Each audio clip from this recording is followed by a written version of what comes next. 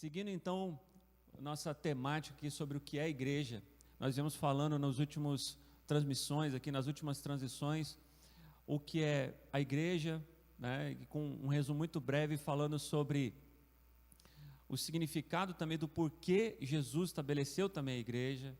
E se você quiser ver essas ministrações, elas estão disponíveis aí no nosso canal. E agora eu quero continuar falando a respeito da vida e vocação da igreja. E na verdade é um tema muito amplo, então nós vamos falar mais algumas vezes sobre isso. Mas eu quero começar pelo fundamento base, sobre qual é um dos princípios que eu considero como elementares da vida da igreja. Então, só para relembrar, o que é a igreja, nós já entendemos que a igreja, ela é uma família para o Pai, é um corpo para o Filho e um templo para o Espírito Santo. E que Jesus estabeleceu a igreja porque havia um mistério escondido em Deus, revelado em Cristo Jesus, que o reino de Deus poderia ser experimentado hoje, e que não estaria somente exclusivo para os judeus, o povo de Israel, mas a todo e qualquer que crê em Jesus como único Senhor e Salvador da sua vida. E aí a partir daí nós podemos experimentar o reino de Deus hoje, e prepararmos um caminho, prepararmos um corpo, prepararmos a família de Deus, para que possamos ser semelhantes a Jesus, como uma família de muitos filhos, para assim, no fim, o Apocalipse venha se cumprir, e Jesus possa entregar o reino realmente a Deus na sua plenitude, quando diz lá no Apocalipse, João vindo a cidade de Deus, descendo à terra e fazendo uma conexão plena, onde toda a criação é plenamente restaurada. Então nós estamos num momento de restauração. O povo judeu cria que o Messias viria para julgar, e ele não veio para julgar, ele veio para reconciliar, ele veio para restaurar toda a criação, e nos escolheu para participar dessa obra. Então foi por isso que ele criou a igreja, amém? Então, nessa breve introdução, eu quero estabelecer aqui um primeiro princípio ou fundamento, existem mais outros, logicamente, mas eu considero esse como o fundamental para que a vida da igreja se desenvolva, conforme Jesus, como modelo, começou a desenvolver. Eu queria ler com você dois textos aqui na verdade. O primeiro está lá em Efésios 4:16, e até quero deixar uma dica aqui. Se você quer meditar e refletir sobre o que é a vida da igreja, sobre como a igreja deveria se desenvolver, leia e medite Efésios 4, 5 e 6. Você vai entender um pouco mais sobre a vida e vocação da igreja, e muitas das reflexões que nós vamos trazer aqui para vocês é baseado nisso. E um outro ponto que eu queria trazer aqui é que o Senhor tem falado muito conosco que é um tempo de ressignificado de algumas coisas. Quando a gente fala de ressignificado, não quer dizer que o significado anterior seja inválido, mas talvez seja um pouco mais limitado. E eu creio que para o nosso tempo, o Senhor tem ampliado um pouco mais a nossa visão e perspectiva sobre o que é de fato a igreja e como a igreja precisa viver. E é por isso que nós estamos aqui compartilhando isso com vocês, porque nós temos a firme expectativa de que a igreja irá se levantar nesse tempo como de fato o corpo de Jesus, o corpo ao qual Jesus merece. Amém? Então eu queria começar aqui em Efésios 4,16.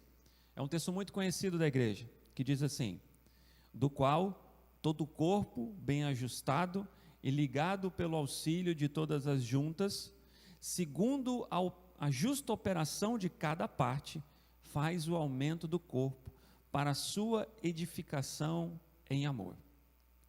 O outro texto, que é muito semelhante a esse, Colossenses 2,19.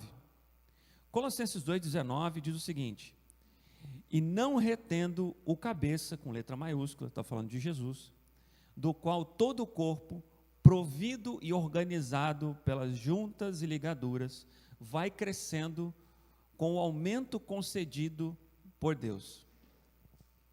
Queridos, o Senhor ele estabelece a igreja como um corpo. Quando a gente fala de corpo, ele sendo o cabeça, se a gente fizer uma analogia com o nosso corpo, nós vamos entender que a cabeça comanda as ações do corpo, mas o corpo ele é um corpo vivo, um corpo que age, um corpo que se movimenta, um corpo que, como o nosso, um corpo saudável, ele age e reage. Amém? Então, como é que você tem visto a igreja hoje?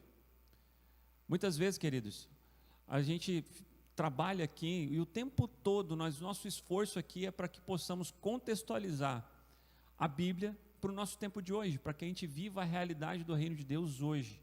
Esse é o nosso desejo.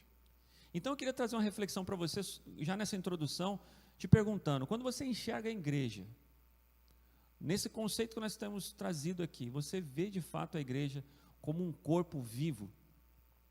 Queridos, às vezes eu olho a igreja de uma maneira geral e percebo muito mais algo que se parece com o corpo, mas que ainda não funciona na sua plenitude.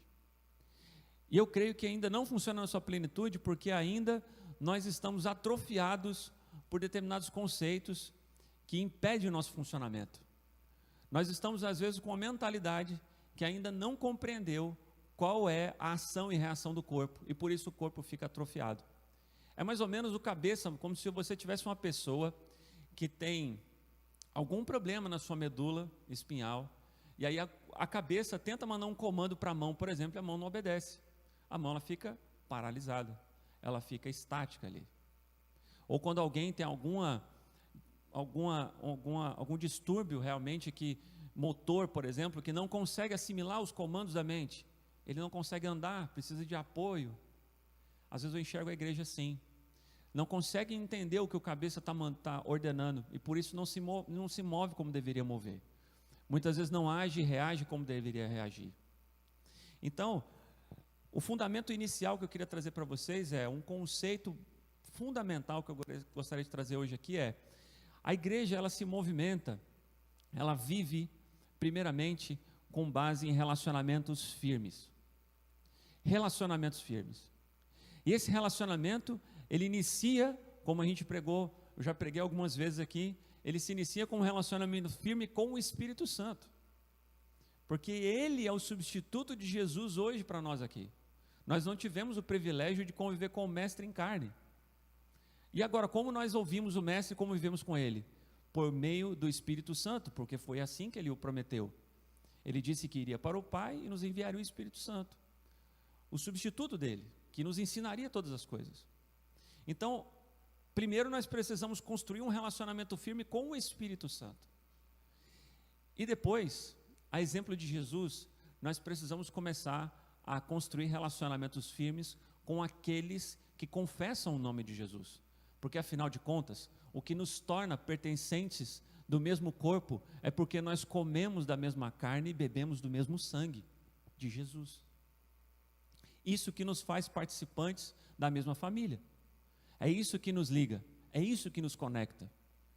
Para minha tristeza, muitas vezes, o que faz alguém se sentir pertencente de uma igreja, ou da igreja de Jesus, que deveria ser o correto, é o quanto ela participa das reuniões, é o quanto ela participa da agenda eclesiástica que alguma instituição estabeleceu.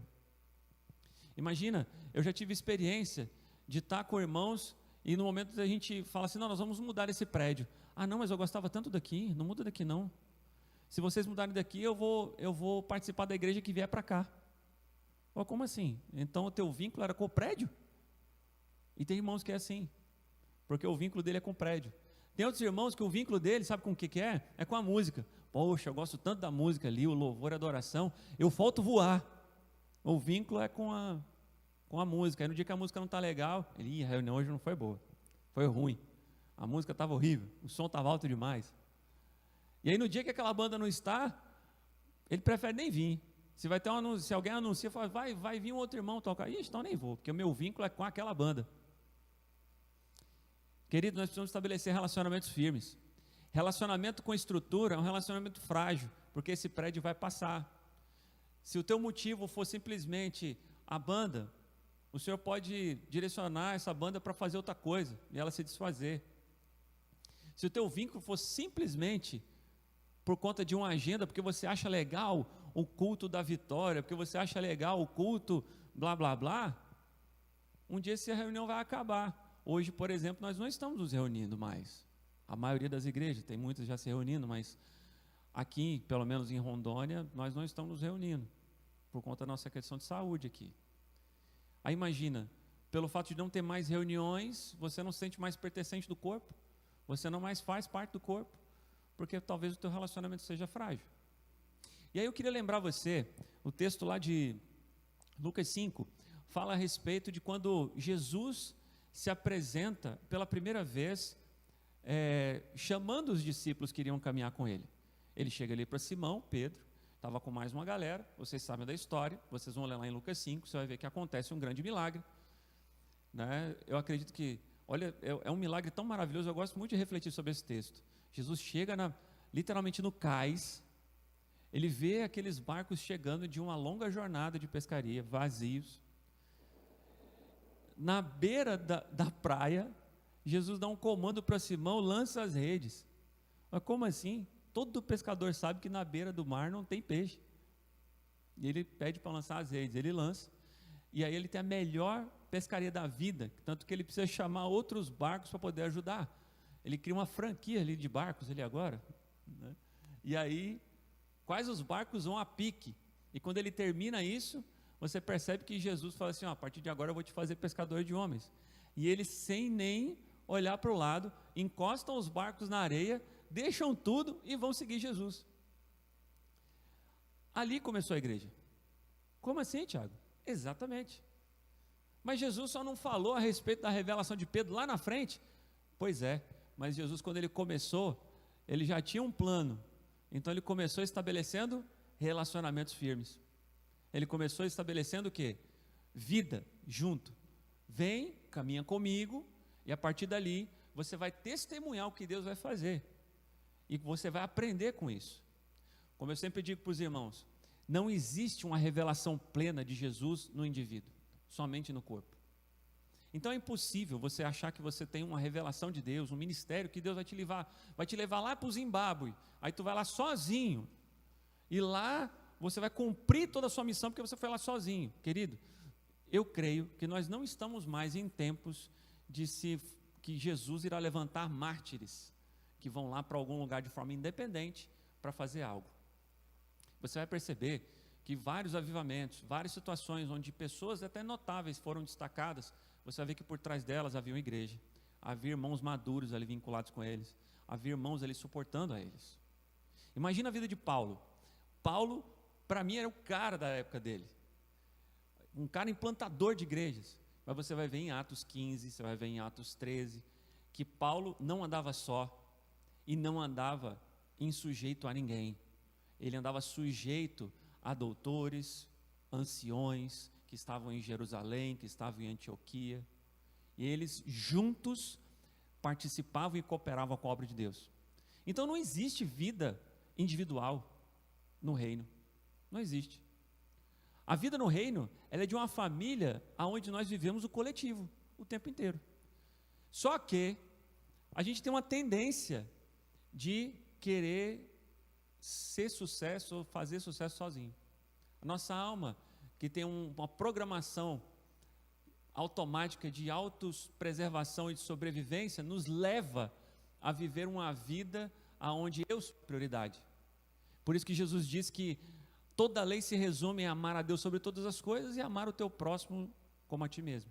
Ou seja, você revela que crê de fato no primeiro mandamento, exercendo o segundo. Amém?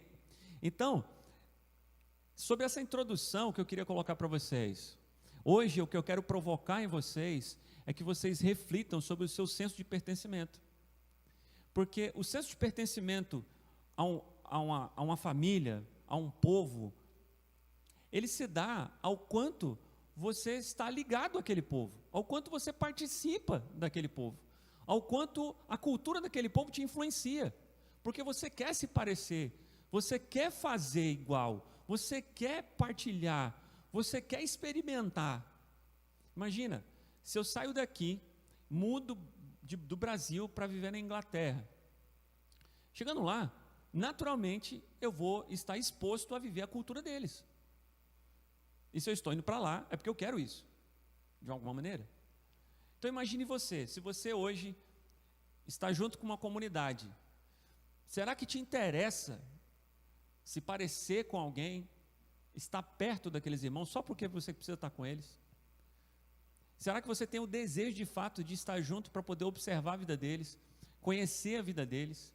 Eu sempre digo para os irmãos que Jesus, quando Jesus lá em Mateus 18, ele fala sobre o ide, ele está falando para nós irmos e fazermos discípulos, ensinando a obedecer. Não foi simplesmente ensinando os mandamentos. Afinal de contas, o reino de Deus ele não é um conjunto de regras ao qual nós precisamos seguir. Não é sobre isso. É sobre a experiência de se relacionar com Deus, transformar a nossa alma, aonde cumprir aquilo que Deus espera se torna algo natural, porque faz parte da nossa natureza. Porque Deus não iria nos mandar fazer algo que Ele mesmo não fizesse. Então, quando nós o obedecemos, nós na verdade estamos participando da sua natureza. Se está pesado para nós, é porque de fato nós estamos fazendo isso pelo entendimento e não pela transformação da nossa alma. Agora, como eu disse para vocês, isso não se consegue sozinho. É impossível você se transformar sozinho. Primeiro você precisa do Espírito Santo. E depois você precisa de referências. Você precisa de pessoas junto com você. Afinal de contas, quando Deus criou o homem lá no Gênesis, Ele olhou para o homem e falou assim, cara, não é bom que você ande só. Vou criar uma mulher. E não é porque Ele queria ter um casal, é porque Ele queria ter uma companheira. E Ele sabia que daquele casal Ele poderia fazer filhos. E que geraria ali um povo. Que era a premissa da sua criação. E Deus viu que era bom. Não há prazer em Deus em destruir a sua criação. Por isso, nós como igreja estamos aqui participando da obra de Deus, para que conheçamos a Jesus Cristo, porque essa é a obra de Deus, porque nesse processo nós vamos participar da restauração a qual Ele está promovendo em toda a criação, para que os céus possam de novo descer para a terra. É sobre isso. Amém? Então, o meu desejo aqui hoje é provocar você sobre o seu senso de pertencimento. O quanto você se sente pertencente do povo. Aí eu tenho certeza que deve ter gente pensando assim, mas lá ninguém liga para mim, ninguém nem sabe meu nome. Mas o desafio aqui, querido, é sobre você. E você? Quem você conhece de fato de lá? Quantos nomes você conhece e quanto você se gasta pelos irmãos que estão lá? Porque quando Jesus ensina para aquele doutor da lei quem é o meu próximo, você vai perceber que no final do texto, ele fala assim, ele traz uma reflexão àquele doutor da lei sobre que, de fato, quem deveria ser o próximo. E quem que ele diz? O próximo é aquele que vai ao encontro da necessidade. Esse é o próximo, seja tu o próximo. Faça assim como ele, lá resgatando lá o samaritano. Entende? Então, eu sempre gosto de trazer o texto aqui de 1 Pedro 2,5. Queria que você abrisse aí, 1 Pedro 2,5. Que fala sobre edificação, de um altar que de fato adora o Senhor. Você sabe qual que é a adoração que realmente o Senhor espera de nós, além dessa que nós fazemos aqui com a música? É a revelação do que está nesse texto. Isso adora a Deus. Olha só o que diz o texto. Vós também, como pedras vivas, sois edificados, casa espiritual e sacerdócio santo, para oferecer sacrifícios espirituais agradáveis a Deus por Cristo Jesus. O que ele quer dizer com isso aqui? Ele está dizendo que, se nós somos como pedras vivas, aqueles que foram ressuscitados em Cristo, agora como seres espirituais, nós somos edificados casa espiritual, sacerdócio santo, para oferecer sacrifícios agradáveis a Deus, quando nós somos edificados. Pensa comigo, se nós chegarmos aqui, eu sempre uso esse exemplo, talvez você já deve ter ouvido a respeito disso. Se nós chegarmos aqui, pegarmos aqui um monte de pedra ardósia, aquela que o pessoal faz piso aí, tem gente que faz parede também, vamos usar como parede, tá bom? Vamos supor que vamos pegar aqui um conjunto de pedra ardósia para fazer essa parede aqui. Quando entregar aqui 200 pedras aqui e deixar aquele montante aqui, se alguém levar 1, 2, 3 pedras, ninguém vai perceber. Mas no dia que eu edificar essas pedras na parede, se alguém depois disso retirar uma sequer, ou uma parte dela, a primeira pessoa que olhar para aquela parede vai olhar e falar assim, está faltando uma pedra aqui, o que houve? Porque elas estão edificadas. E aí, queridos, às vezes a gente se limita a achar que a nossa oração e adoração individual, ela é suficiente, mas ela não é a expressão plena de adoração ao Senhor, ela é uma expressão. A expressão plena de adoração a Deus, como sacerdócio santo e agradável a Deus, é quando nós, edificados, manifestamos a sua glória. Aí sim, nós estamos o adorando, em sua totalidade, em espírito, em verdade.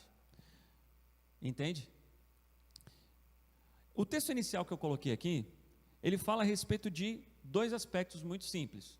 Ele fala sobre juntas e ele fala sobre ligaduras. E toda vez que eu leio esse texto, eu me lembro lá do Vale de Ossos Secos, que dá uma perspectiva assim, e para quem já estudou um pouquinho do corpo humano, imagina que quando o Senhor está falando isso daqui, Ele estaria falando dos nossos tendões e dos nossos músculos, ou das nossas articulações que existem entre os ossos e dos nossos músculos e tendões, podemos traduzir assim também. Costumo dizer que a junta, ela vem para tirar o espaço de quem está perto. Entende? A junta, imagina assim, ó, você já viu uma radiografia do joelho, por exemplo? Você vai ver dois grandes ossos e você vai ver que entre eles existe uma cartilagem. Para quê? Para fazer com que eles funcionem sem se desgastar. E essa cartilagem é uma junta. É o que junta essas duas partes, para que elas funcionem cada uma dentro da sua função sem se desgastar.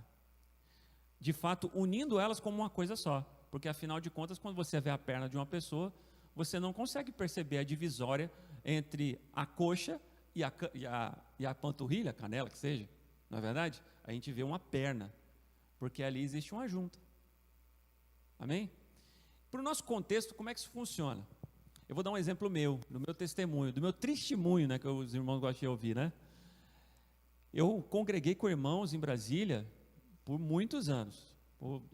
Eu fui resgatado por Jesus aos 14 anos e saí de Brasília aos 38. Ou seja, são 24 anos com aqueles irmãos, os mesmos irmãos. Só que nesse intervalo eu posso dizer que houve dois grandes momentos na minha vida com Deus. Existia um momento onde eu parecia um bebê mesmo, aquele bebê chorão que só sabe pedir, e que tudo que ele faz é por interesse. Até muitos adolescentes, quando estão ainda encontrando de fato a sua maturidade como homens e mulheres, ainda vivem uma condição ainda bastante egoísta, porque só pensam em si primeiro, e era assim como eu me comportava. Até o dia que Deus falou assim: olha, você não faz parte do corpo. Eu falei: como assim? Pois é, porque você só se relaciona com os seus irmãos por interesse. Você não quer ser edificado com eles, com a minha casa espiritual, onde eu me manifesto. Como assim, Senhor? Aí o Senhor me trouxe à memória uma senhora que já congregava comigo pelo menos há 10 anos. Religiosamente, em todas as reuniões ela estava. Aí ele voltou para mim e só me fez aquela pergunta: qual é o nome dessa senhora? E eu não soube responder. Eu falei: você está vendo? Sabe por que você não sabe o nome dessa senhora? Porque você nunca teve interesse nela. Você nunca quis ser o próximo dela. Porque na verdade você só se relaciona com quem você tem afinidades, com quem te diverte talvez, que é legal você conversar com ele, ou com quem é da tua faixa etária, fala um pouco de afinidades, né? Ou com alguém que pode fazer algo por você. Não, vou me aproximar desse irmão, que esse irmão tem dinheiro, tem outras coisas legais, né? Eu fazia isso. Ou simplesmente, não só porque ele podia fazer alguma coisa por mim, ou porque era algo que eu naturalmente gostaria de estar com aquela pessoa, por algum desses interesses. E aí o Senhor me mostrou essa pessoa, que já congregava comigo há 10 anos, eu não sabia o nome. E é por isso que hoje eu tenho uma resistência muito grande de chamar os meus queridos irmãos que andam comigo de irmão, porque eu sempre me lembro desse momento, por isso que eu tenho um bloqueio com isso. Eu chamo todos que eu vou me conhecendo, a primeira coisa que eu faço, eu pergunto o nome. Eu falo: querido, qual é o teu nome? Porque eu tomei uma chamada tão grande do Senhor nisso, que isso me marcou. Então, toda vez que eu me encontro com alguém, eu faço: querido, qual que é o teu nome? Esse final de semana eu conheci o Arnaldo. Arnaldo, prazer, Arnaldo. E eu oro ao Espírito Santo: não me deixe esquecer o nome do Arnaldo, porque da próxima vez que eu encontrar com ele, eu não quero chamar ele de irmão, eu quero chamar ele de Arnaldo, porque eu sei que isso é uma atitude de amor. Amém? Então, o Senhor começou a me mostrar isso, e aí eu comecei a ir de encontro aos meus irmãos para gerar relacionamento. Isso começou a me gerar um sentimento de pertencimento, porque eu me dispus a pertencer àquele povo. E muitas vezes, queridos, a gente chega em alguma comunidade, a gente simplesmente senta e espera que alguém venha me procurar. Não, se alguém quiser falar comigo, eu estou aqui disponível. Eu já cansei de ouvir isso. Não, mas eu estou sempre disponível, ninguém que nunca me ligou.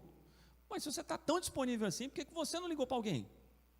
Se você tivesse realmente interesse em se relacionar com as pessoas, já que você é um cara super disponível, você podia ter ligado para alguém e falar assim, ô irmão, estou disponível aí, quer vir dar um pulo aqui tomar um café? Eu faço isso, queridos.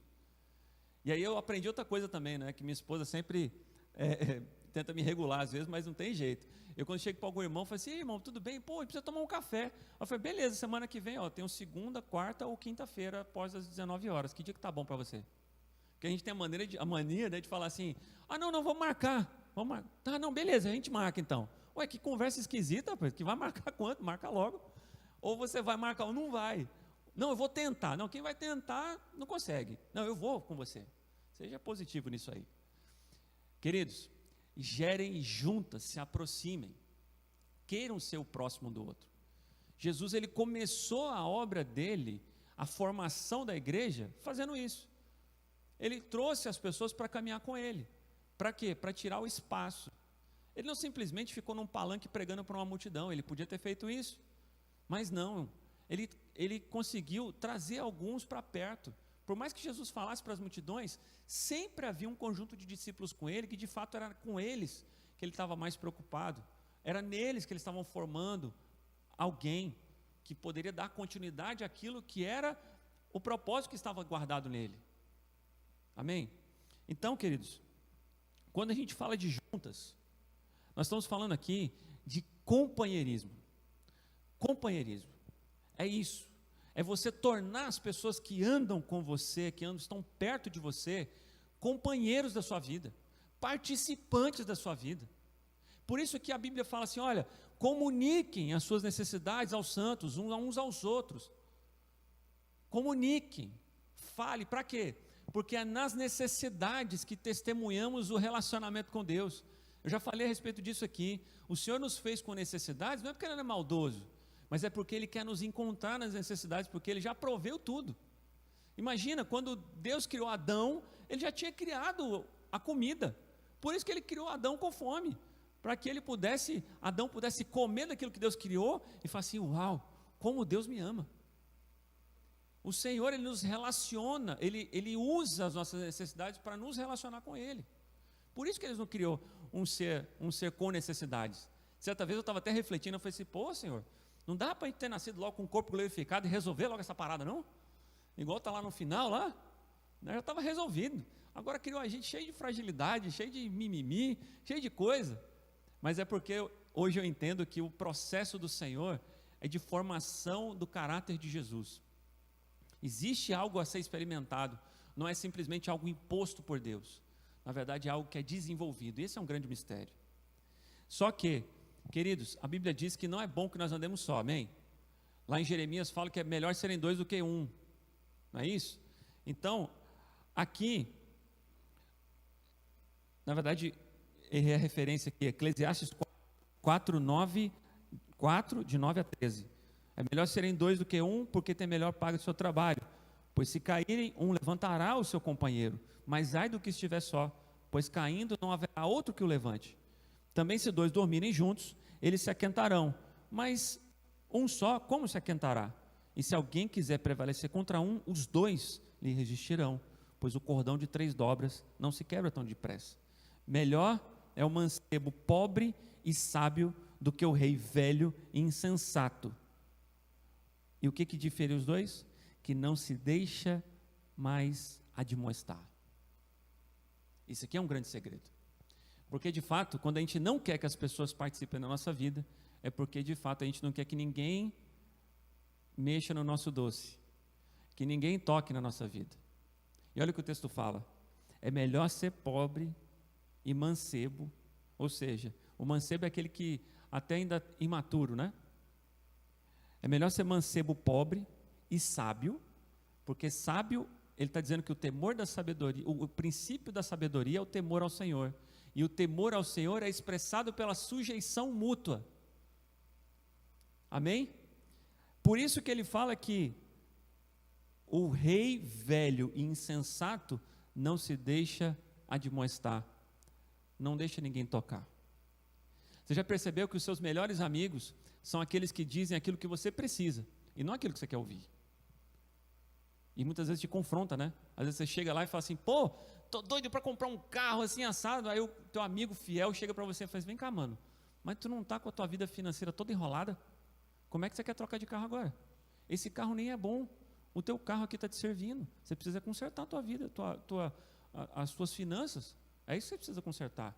Aí o cara, pô, eu venho aqui partilhar meu sonho com o desgrama aqui, o cara me fala um negócio desse. Não, ele está te amando. Ele está zelando pela tua vida. E você sabe o que eu estou falando. Só que quando alguém fala contra aquilo que de fato o nosso coração carnal quer, isso nos incomoda. Mas deixa eu colocar um negócio para você. Não existe desenvolvimento em Deus em zona de conforto. Se a sua vida está soft, sua vida está sob controle, confortável, pode rever que está errado. Porque Deus está comprometido com o seu desenvolvimento nele. E Ele não vai te deixar numa zona de conforto. Por isso que todos os dias que eu acordo, queridos, eu já acordo já com um monte de coisas que o Senhor está colocando na minha vida. Ó, você precisa consertar nisso. Ó, isso aqui você precisa resolver. Ó, isso aqui você precisa ir lá tratar disso aqui. Ó, atenção com o irmão lá, você precisa cuidar dele. O tempo inteiro. Amém? Só que é necessário que haja uma disposição nossa para isso. Será que nós temos nos disposto a isso? A gerar juntas, companheiros de fé, aquele cara que fala assim, não, esse cara aqui anda comigo. Eu sei, queridos, que nós vivemos num tempo onde várias comunidades estão cheias de irmãos mais velhos, que estão lá servindo a Deus pelo que Ele pode fazer e não porque Deus é. Lembra lá da parábola lá do filho pródigo, né? Que eu não gosto de chamar de filho pródigo, mas dos filhos perdidos do pai, que o mais novo sai de casa e o mais velho fica, mas você vai ver que no final, ele usa o argumento dele de obedecer ao pai para querer mandar no pai. Você vai receber isso aí de volta? Eu não sento nessa mesa. E muitos de nós já fomos feridos por esses irmãos mais velhos, que se acham que cumprem mandamentos, têm autoridade até sobre Deus, para definir o que é, o que não é, e agem muitas vezes de uma forma arbitrária sobre as vidas da gente. Agem como nós, como se nós fôssemos propriedade deles, e nós não somos propriedade de Deus. Mas nós estamos falando aqui de um relacionamento saudável, aonde as pessoas partilham e compartilham aquilo que têm recebido do Senhor. O meu desejo, querido, é partilhar a minha vida, não só aquilo que eu sei, mas tudo que eu tenho, o meu tempo, todos os meus bens e recursos com os meus irmãos. Mas eu preciso que haja uma disposição mútua disso, porque não dá para edificar sozinho, não dá para eu querer me edificar com alguém que não quer se gastar com isso. Lembra que a gente falou de pedra? Pensa comigo uma pedra, igual aquela que eu citei, uma pedra ardósia. Para eu edificar uma com a outra, vai ter que quebrar às vezes uma lasquinha ali, ó. Vai ter que ter um desgaste, meu e seu. Só que a gente muitas vezes quer ir para uma zona de conforto. Fala assim, não, minha vida é melhor sozinho, não vou entrar nessa vibe. Não vou entrar nessa de querer participar dos outros. Os outros são cheios de problema, eu também sou cheio de problema, cada um que resolve os seus problemas. Queridos, esse é o grande erro da igreja. E sabe o que eu quero dizer para você? Você já percebeu que quando eu era mais jovem, tinha um monte de notícias, né, no meio evangélico, falando sobre a igreja de Satanás. Aí tinha os livros falando dos satanistas, aquele coisa toda. Você já reparou que se a igreja de Satanás ela existe, ela não tem expressão nenhuma? Eu acho que nem existe mais esse negócio. Se existir, deve ser uns doidos que devem estar lá escondidos em algum lugar. Sabe por quê? Porque a estratégia de Satanás não é destruir a igreja dos crentes, é fazer com que Deus fique em último lugar, lá na igreja dos crentes. Esse é que é o lance. Eu venho em primeiro lugar. Então, queridos, a estratégia de Satanás é muito mais eficiente se ele conseguir influenciar as pessoas que se dizem partilhar do corpo de Cristo, colocando Deus em último lugar e elas em primeiro lugar. E quando a gente não se dispõe a estar uns com os outros, é porque nós estamos em primeiro lugar.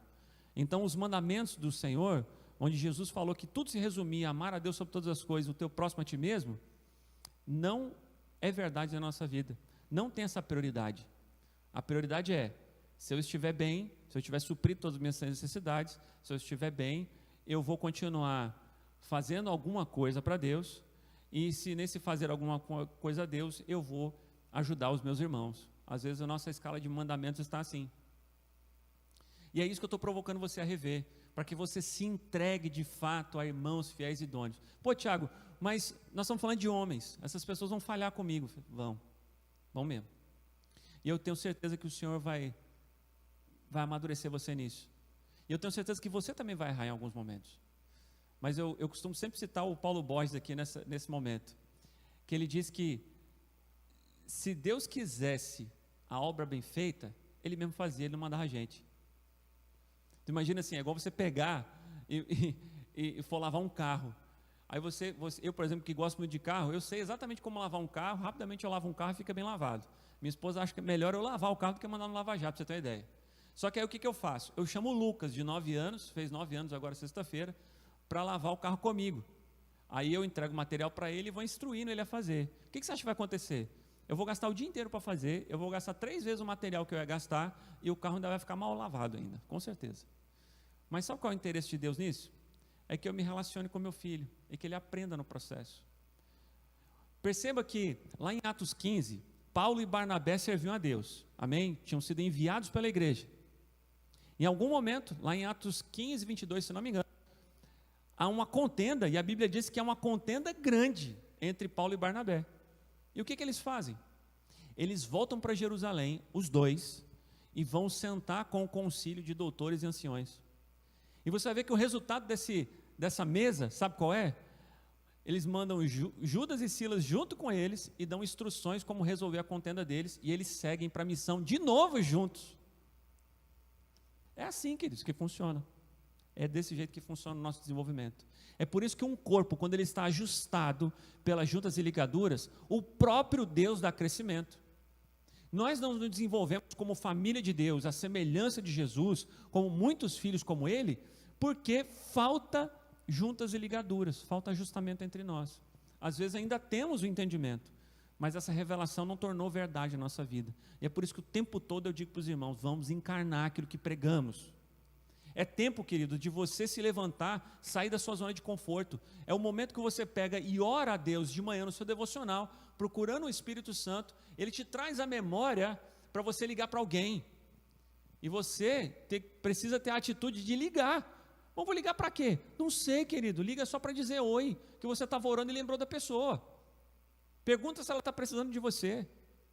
Experimenta algo diferente com Deus. Experimenta algo com o Espírito Santo, experimenta desenvolver uma vida com o Espírito Santo, experimenta algo diferente. O que vai transformar a sua alma são as experiências a qual você vai provocá-la, não é o quanto de entendimento você vai ter. Você pode zerar o canal do YouTube de todos os pregadores que estão na atualidade, isso não vai transformar a sua vida. O que vai transformar a sua vida é você olhar para essas pessoas, entender o que o Espírito Santo quer fazer com você e começar a fazer. É isso que vai transformar a sua vida. E existe um processo para isso. Então, queridos, junto aqui se refere a companheirismo. E a minha provocação aqui, comece a ser companheiro dos irmãos que estão com você.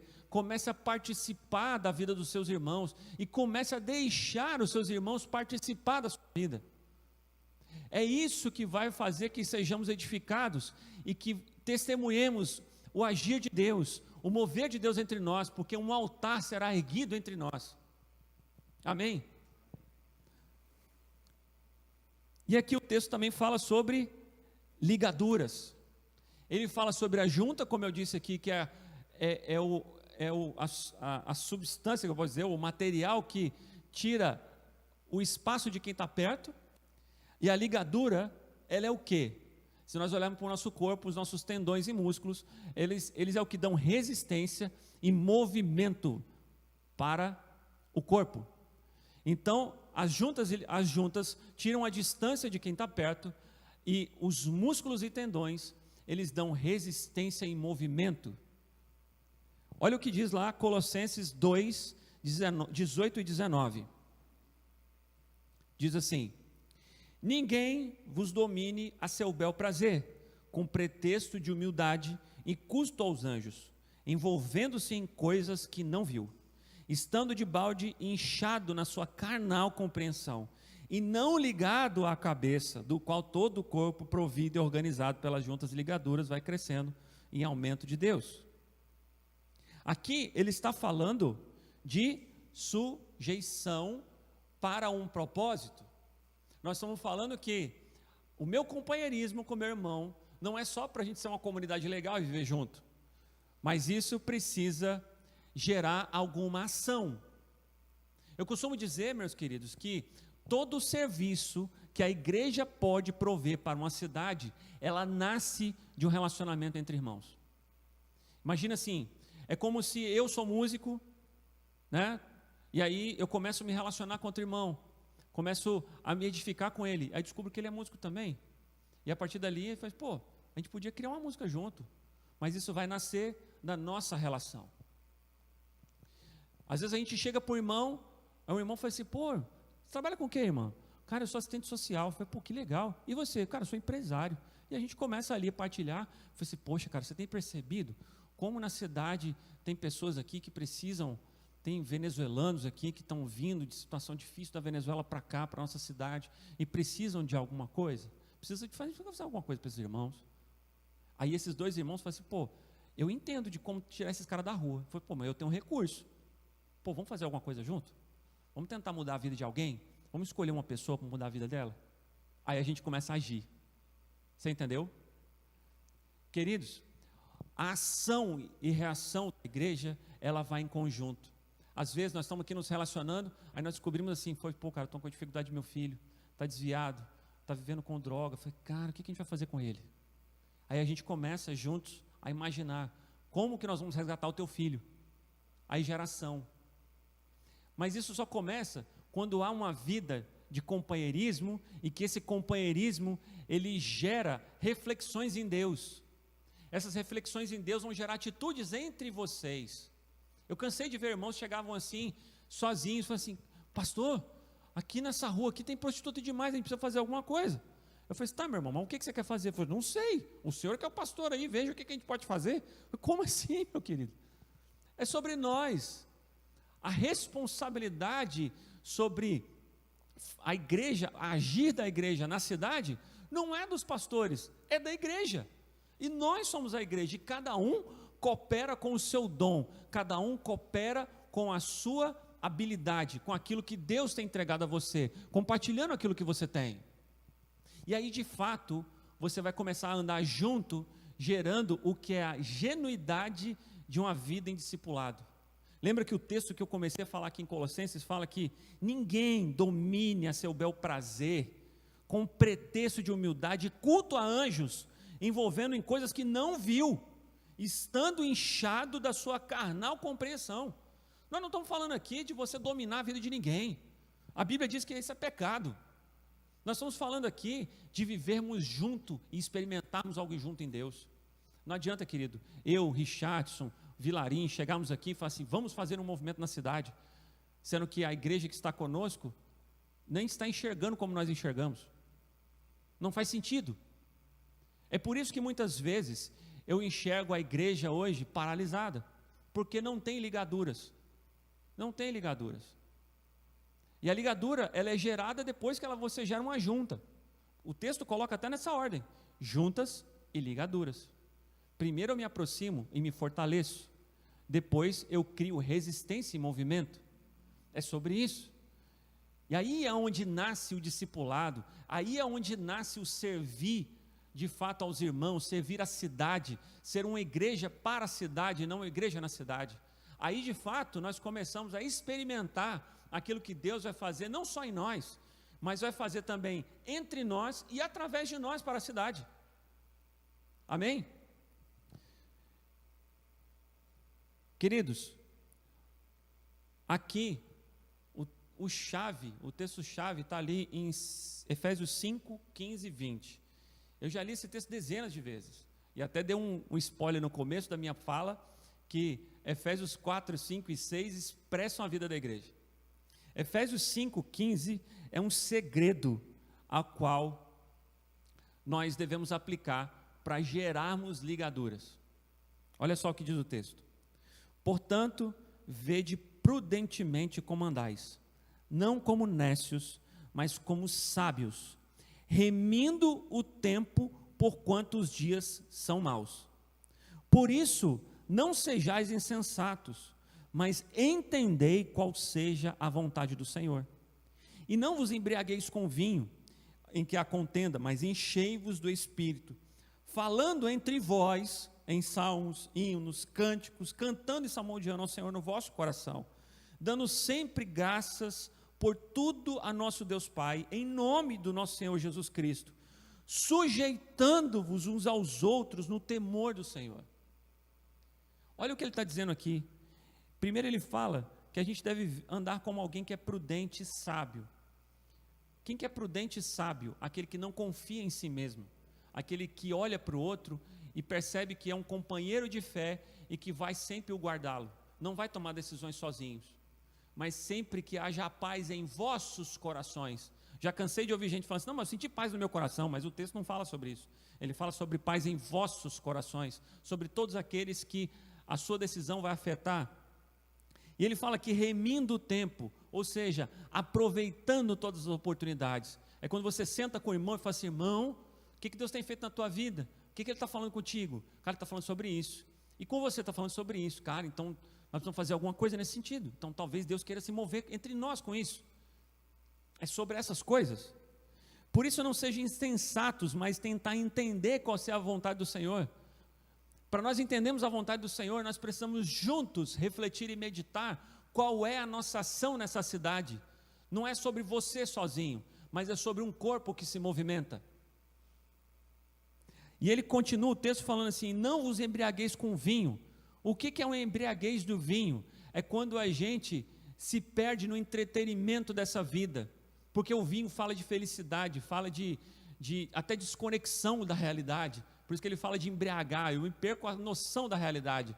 Eu passo a minha vida inteira conectado no Netflix, zero todas as séries do Netflix. Eu vou lá, zero todas as séries do Amazon Prime e fico o tempo inteiro assistindo TV, ou dormindo, ou jogando videogame, o que é que seja. Não que essas coisas sejam pecado, e não são.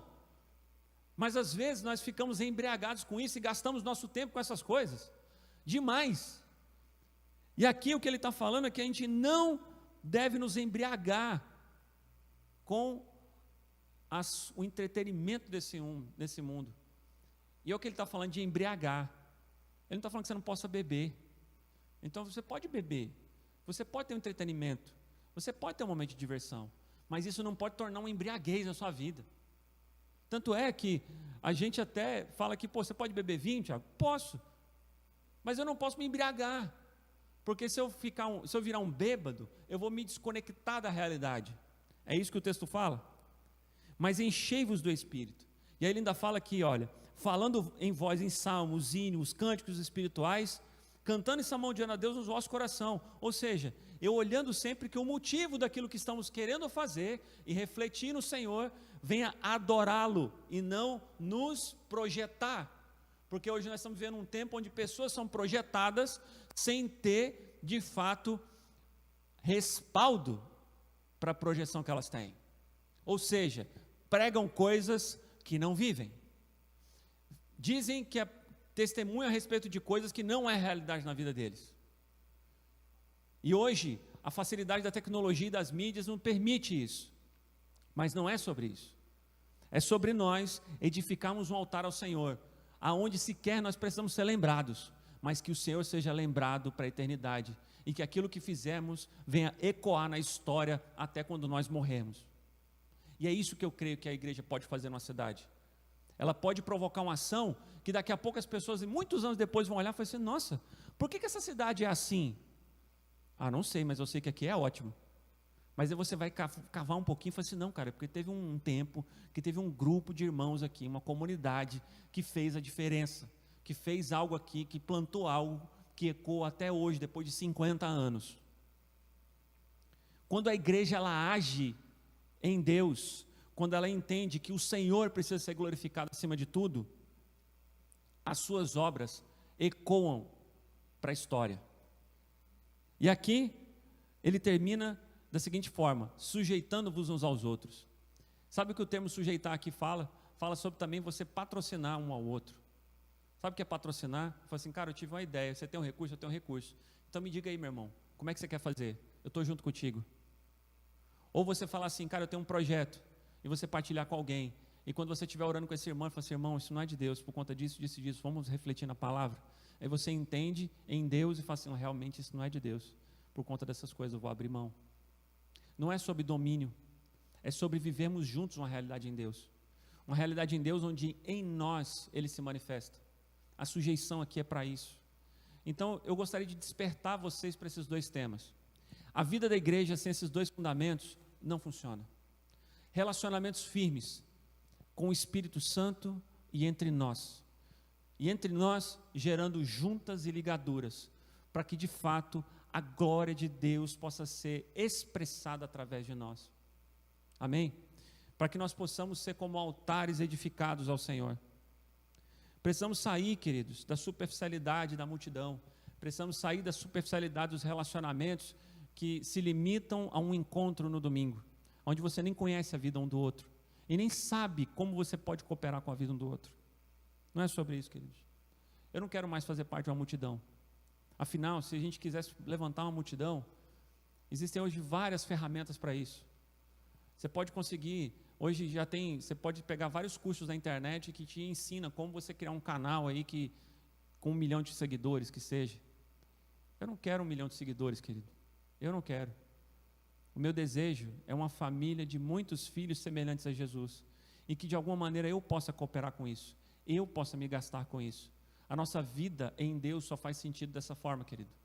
Muitas vezes nós ficamos perdidos na nossa vida, sem saber qual é o nosso propósito e missão, porque simplesmente esquecemos desse fundamento, que não é sobre nós, é tudo sobre Ele. Às vezes a gente começa a nossa vida com Deus, recebendo o bilhete da salvação. Perde tanto a referência que trata essa salvação como algo barato. Simplesmente guarda no bolso e age como se no verso fosse um cartãozinho fidelidade. Se eu for em todas as reuniões, eu vou para o céu. Aí todo domingo ele vai lá e carimba mais uma. Fui mais um domingo. Pá. Não é sobre isso, queridos. Não é sobre isso. A salvação que Jesus conquistou por você, o resgate ao qual Ele colocou sobre você, te adotando, trazendo você para a família de Deus, onde Deus te adota realmente como um filho, é para que você participe do propósito eterno de Deus. É mais do que você ser um sucesso aos olhos do mundo, mas é você ser um sucesso aos olhos. Mas eu queria trazer essa reflexão para vocês, para que o Espírito Santo possa falar com vocês, poderosamente. Amém, queridos? Vamos orar? Queria orar com você aí na tua casa, pedir para que você reflita também no Senhor, sobre tudo aquilo que eu disse aqui hoje, que de alguma maneira o Espírito Santo possa te dar unção e poder, para que você possa, a partir de hoje, começar a dar passos em direção ao Espírito Santo e em direção ao seu irmão que está do seu lado. Para que você comece a chamar os seus irmãos pelo nome, para que você comece a dar testemunho daquilo que Deus está movendo na tua vida entre vocês, para que você conheça de fato um ao outro, que você comece uma jornada de gerar companheirismo com seus irmãos, e que o fruto desse companheirismo gere uma ligadura ao ponto que vocês comecem a agir como os discípulos de Jesus agiam. Amém? Ore comigo em nome de Jesus. Senhor, eu quero te agradecer por essa palavra, quero te agradecer, Senhor, pelo teu resgate sobre nós. Quero te agradecer pela oportunidade de estar aqui com os meus irmãos, compartilhando algo que o Senhor falou comigo. O Senhor me resgatou da minha perdição. Mesmo já reconhecendo a cruz, eu andei como um perdido, desconectado da tua família. E hoje o Senhor me deu a oportunidade de continuar compartilhando aquilo que Deus colocou sobre mim. Que o mesmo incômodo, que a mesma transformação que o Senhor provocou em mim, o Senhor provoque nos meus irmãos que estão me ouvindo. Que esse senso de pertencimento, esse desejo por pertencer à sua família, possa ser gerado no coração dos meus irmãos, ao ponto que eles saiam da sua zona de conforto e comecem a andar em direção aos seus irmãos. Ô Senhor, eu sei o quanto alegra o teu coração ver o nosso participar da tua obra, não por causa do serviço, porque nós estamos nos relacionando com os outros, porque queremos nos relacionar com aquilo que o Senhor ama. Eu sei que o Senhor ama os seus filhos, eu sei que o Senhor nos ama, e nós queremos nos relacionar com aquilo que o Senhor ama, para que nós possamos ser semelhantes ao Senhor. Ajuda os meus irmãos essa revelação, Espírito Santo. Traz aqui a unção e poder que vai fazer com que eles saiam para novas experiências, para viver novos caminhos no Senhor. Em nome de Jesus, eu oro a Ti agradecido, Senhor. Em nome de Jesus, Senhor.